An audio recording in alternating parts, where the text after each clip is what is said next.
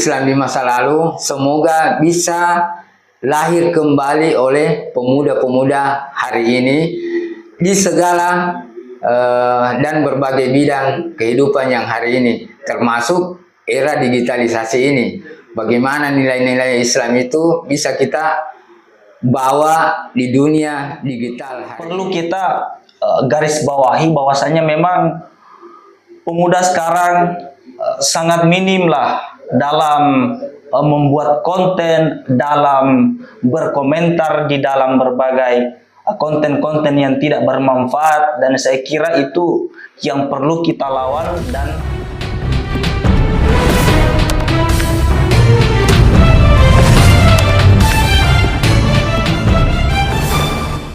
Assalamualaikum warahmatullahi wabarakatuh, sahabat-sahabat, kembali lagi di podcast Gas 34 Gagasan Ansor Selayar. Di sini saya Asraf sebagai host dan tentunya tidak sendiri. Di sini saya ditemani oleh sahabat Haryanto Gatot. Ya, beliau ini juga sebagai Ketua Dewan Penasehat PCGP Ansor Kabupaten Kepulauan Selayar dan sebagai penyuluh agama sekaligus menjadi ketua lembaga profesi penyuluh agama di Kabupaten Kepulauan Selayar. Nah, sebelum masuk kepada pembahasan kita pada malam hari ini, terlebih dahulu saya ingin berterima kasih kepada Kak Gatot karena telah meluangkan ataupun memberikan waktunya sedikit untuk kemudian kita bisa menggali ilmunya, bagaimana kemudian peran pemuda dalam konteks keagamaan di Kabupaten Kepulauan Selayar ini. Nah, sebelum itu saya ingin tanya kabar terlebih dahulu. Bagaimana kabarnya Kak Gatot? Alhamdulillah, dan terima kasih karena diundang di ruang podcast ini. Ya. Ya, kesibukannya Kakak Gatot akhir-akhir ini apa saja, kalau boleh tahu? Ya, keseharian tentu sebagai salah satu ASN di Kementerian Agama, ya sebagai penyuluh agama Islam yang hari ini bertugas di kantor KUA Kecamatan Bontosikuyu. Ya, kesehariannya itu ngantor sebagai penyuluh. Wah, sangat padat ya kegiatan ataupun kesibukan dari Kak Gatot. Tapi ini sangat menarik. Bagaimana kemudian tidak terlepas dari beliau ini sebagai seorang ASN, tetapi juga sebagai pegiat pemuda di di tengah kesibukannya sebagai pegiat pemuda dalam mengedukasi pemuda di Kabupaten Kepulauan Selayar ini dalam bidang keagamaan itu sangat penting. Nah, kemudian kita masuk kepada pembahasan kita pada malam hari ini, yaitu sebagai Ketua IPARI ataupun sebagai Ketua Dewan Penasehat PCGP Ansor Kepulauan Selayar, bagaimana kemudian Kak Gatot melihat desain gerakan pemuda dalam konteks keagamaan masa kini? Iya, kita hari ini seperti kita tahu bahwa setiap zaman ada dinamikanya. Nah, kalau berbicara terkait dinamika pemuda khususnya dalam isu keagamaan hari ini, kita harus jujur melihat bahwa animo pemuda dalam hal keagamaan hari ini memang cenderung, ini dalam konteks Selayar ya. Ya, saya sebagai penyuluh melihat kecenderungan pemuda animonya terkait dengan keagamaan yang relatif memang kalau mau dibilang relatif menurun, ya. Tapi kalau merujuk dari apa yang kita baca, kita dengar dari para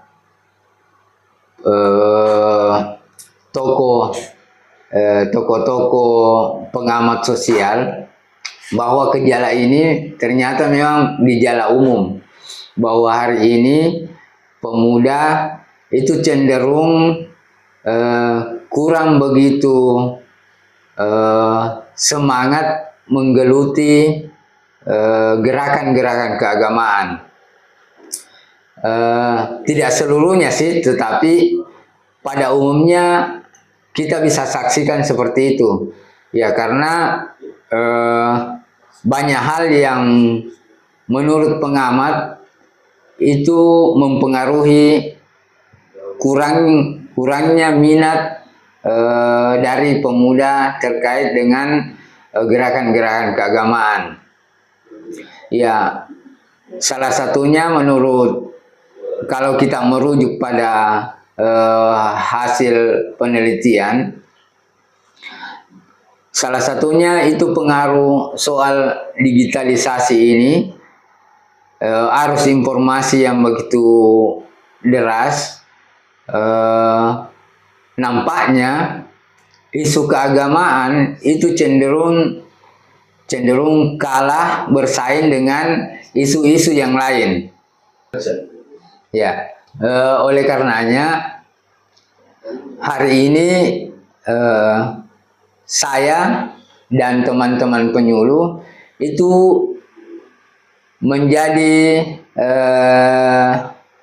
kemudian menjadi tertantang untuk melakukan gerakan-gerakan yang bisa mengimbangi kecenderungan yang mempengaruhi pemuda untuk kembali bisa sedikit atau kalau boleh lebih banyak berkonsentrasi pada giat-giat keagamaan, karena ini sangat terkait erat dengan masa depan kita sebagai masyarakat yang masih percaya bahwa agama adalah salah satu kunci utama untuk bagaimana membangun masa depan bangsa ini. Saya kira itu sangat menarik tadi apa yang dijelaskan ataupun dipaparkan oleh Kakak Gatot, bagaimana kemudian beliau sebagai penyuluh di Kabupaten Kepulauan Selayar ini tentunya bisa mengimbangi arus digitalisasi yang begitu kuat dengan melakukan giat-giat yang bisa menarik pemuda dalam konteks keagamaan. Nah, sekarang bagaimana kemudian dari perspektif sebagai Ketua IPARI, fokus partisipasi gerakan pemuda Selayar yang mesti dalam tanda kutip darurat untuk terlibat dalam konteks keagamaan itu seperti apa? Ya, salah satu upaya kami di penyuluh yang kemudian sebagaimana disebutkan tadi bahwa kebetulan sekali hari ini saya diamanahkan menjadi pimpinan daerah, pengurus daerah di Ikatan Penyuluh Agama Republik Indonesia di Selayar ini, untuk mencoba membuat kegiatan-kegiatan yang juga bisa menarik minat pemuda di wilayah keagamaan. Salah satunya hari ini kami penyuluh berusaha juga untuk mengikuti tren-tren kayak ya podcast ini, bagaimana teman-teman penyuluh juga bisa eksis di dunia maya, baik itu di podcast seperti ini atau di IG, di Facebook, pokoknya di media sosial yang kemudian juga bisa menarik minat pemuda-pemuda untuk melirik dan menerima informasi terkait isu-isu keagamaan. Ya, itu salah satu upaya kami di Penyuluh Kepulauan Selayar ini agar kemudian di samping tugas kita sebagai penyuluh bisa maksimal, tetapi pesan itu juga bisa sampai kepada pemuda-pemuda. Ya, banyak hal yang dilakukan oleh teman-teman penyuluh. Ada yang membuat akun IG umpamanya hanya sekedar untuk mengajak pemuda salat, ya, atau seperti kami di Penyuluh KUA Bontosikuyu sempat membuat satu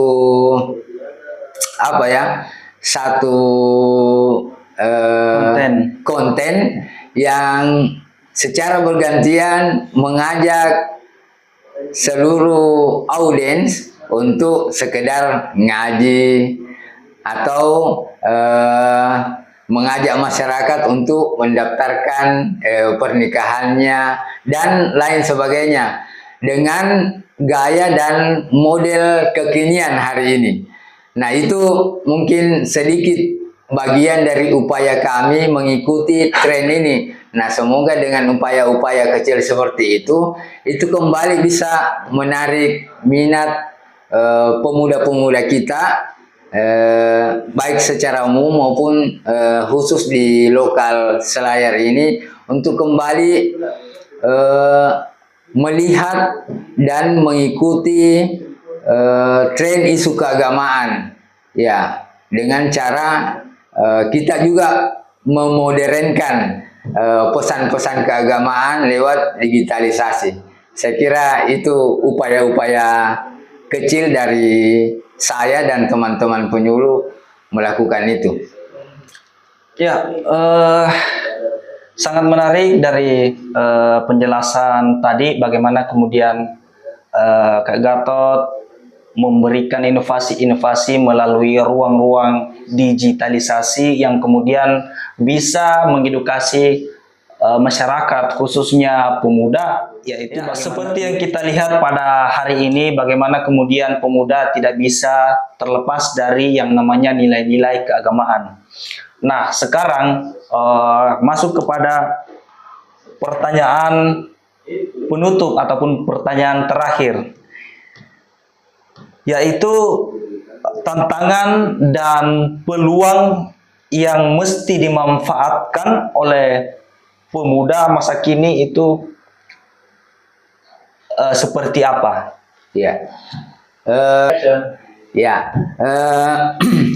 hari ini pemuda kita penting untuk tetap menjunjung tinggi nilai-nilai keagamaan sebagai basis dasar dari kegiatan-kegiatan mereka untuk kemudian mengasah diri dalam berbagai bidang. Ya, karena kalau kita mau berkaca terkait sejarah-sejarah sebelumnya bahwa Islam ini bisa jaya, peradaban Islam di abad-abad ke-10, di abad ke-10 Hijriah itu, dan melahirkan konsep Renaissance di Eropa yang sampai hari ini kita rasakan, itu sesungguhnya berasal dari sejarah peradaban Islam itu sendiri. Kita mungkin pernah membaca, malah pernah mendengar ulasan berbagai tokoh. Saya menyebut salah satunya tokoh muda intelektual NU hari ini, Gus Islah itu pernah memaparkan di salah satu podcast bahwa peradaban Barat yang terjadi hari ini itu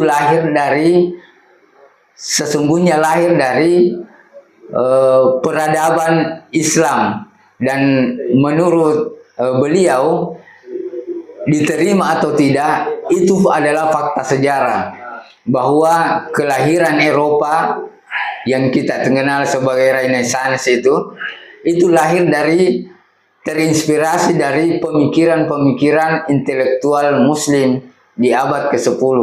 Ya, beliau menyebut Al-Khawarizmi, Ibnu Sina, Ibnu Rus, dan lain sebagainya, bahwa pengembangan ilmu pengetahuan hari ini itu lahir dari tokoh-tokoh yang disebut.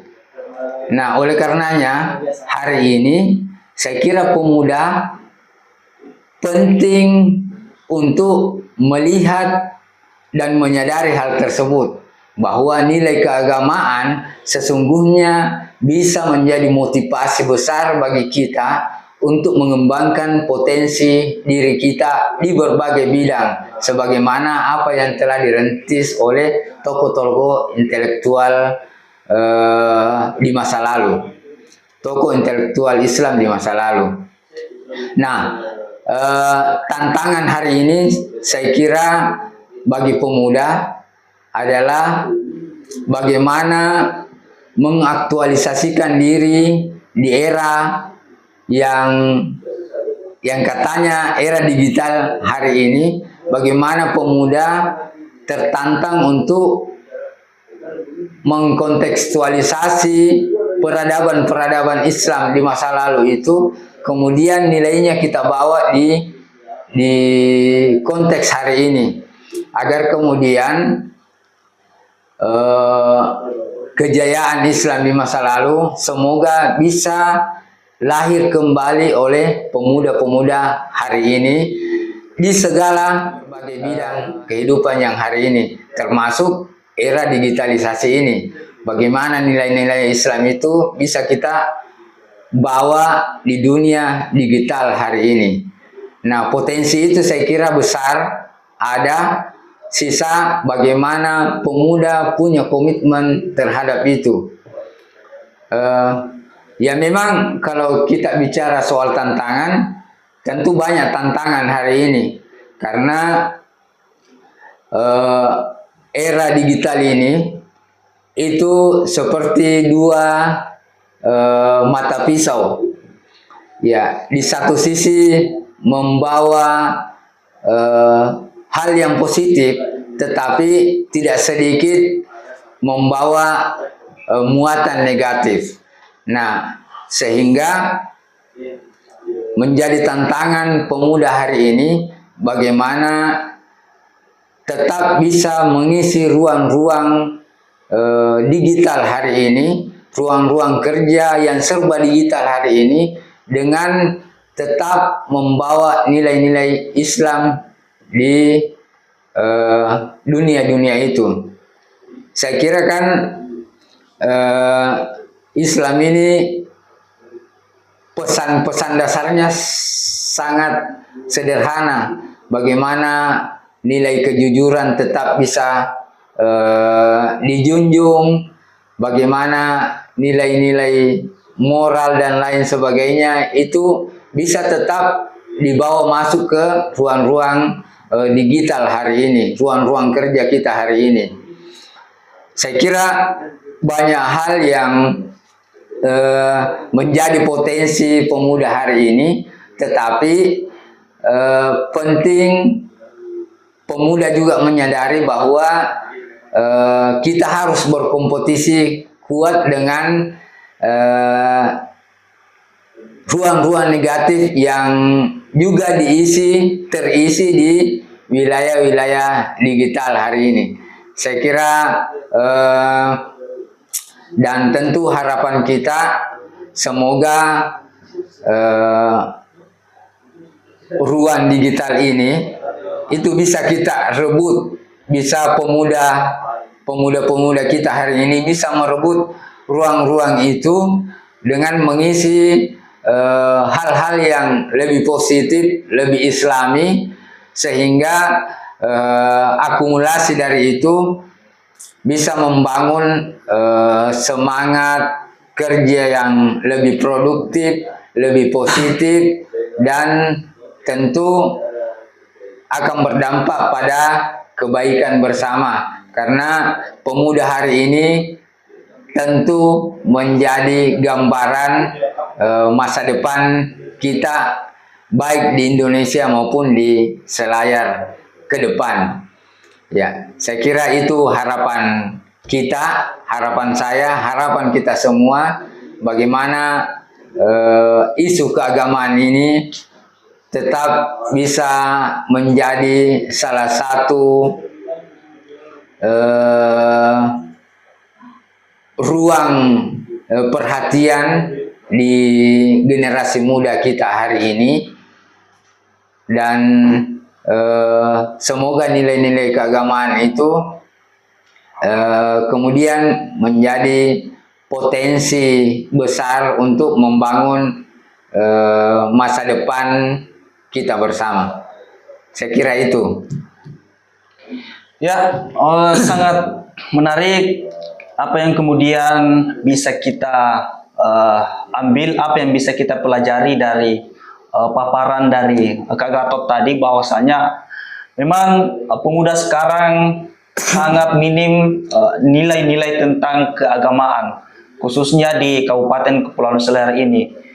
Jadi beliau juga menyampaikan bahwasanya di dalam sebagai seorang ASN ataupun sebagai seorang penyuluh agama, beliau menyampaikan bahwasanya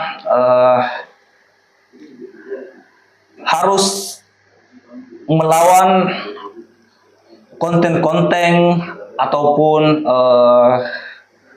video negatif di dunia digitalisasi dengan membuat konten-konten yang edukatif dalam hal keagamaan ataupun nilai-nilai keagamaan.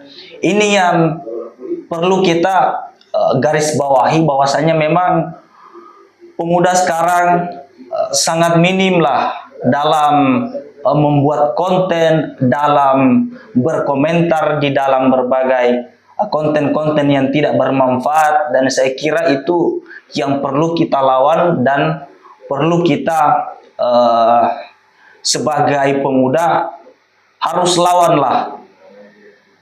Dan sebagai penutup, saya ucapkan terima kasih kepada Kak Gatot karena menyempatkan waktunya, walaupun di luar sana banyak sekali kegiatan yang mungkin kesibukannya, tetapi masih sempat-sempatnya berkunjung ataupun memberikan waktu luangnya ke ruang podcast Gas 34. Ya, mungkin itu saja sahabat-sahabat podcast kita pada malam hari ini. Sampai jumpa di podcast berikutnya. Wallahul muwaffiq ila aqwamit thoriq. Wassalamualaikum warahmatullahi wabarakatuh.